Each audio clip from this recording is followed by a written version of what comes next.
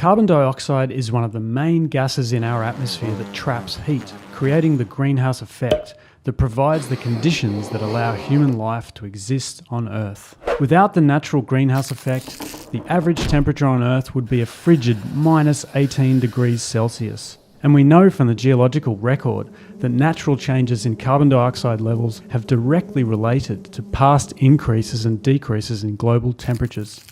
Scientists use ice core records from Antarctica to reconstruct prehistoric temperature records. And those same ice layers trap little bubbles of CO2, which means we can see how they relate over time. Temperature and CO2 have fluctuated together through ice ages and warm periods, called interglacials. Slow changes in the Earth's orbit around the Sun initiated the ice ages. CO2 was a natural amplifier, causing the global climate to warm and cool through each cycle.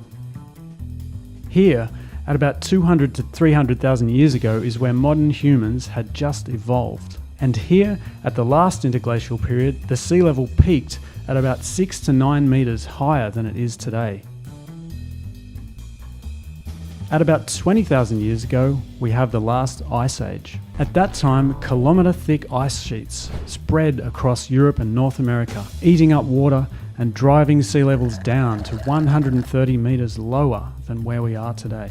From that low, cold point, the CO2 rises naturally by as much as 35 parts per million each 1,000 years, stabilising to near modern levels at around 10,000 years ago. Oh look, there's the birth of modern agriculture, and the wheel, and the pyramids in Egypt. And now we hit the Common Era, the year 0 CE.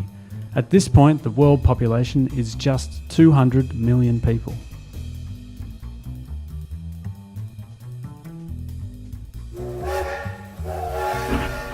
And here's where scientists first demonstrate the greenhouse effect of carbon dioxide, way back in 1861.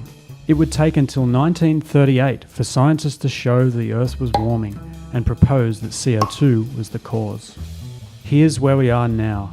When the Earth warmed out of the last ice age, CO2 levels naturally increased by 35 parts per million over 1,000 years.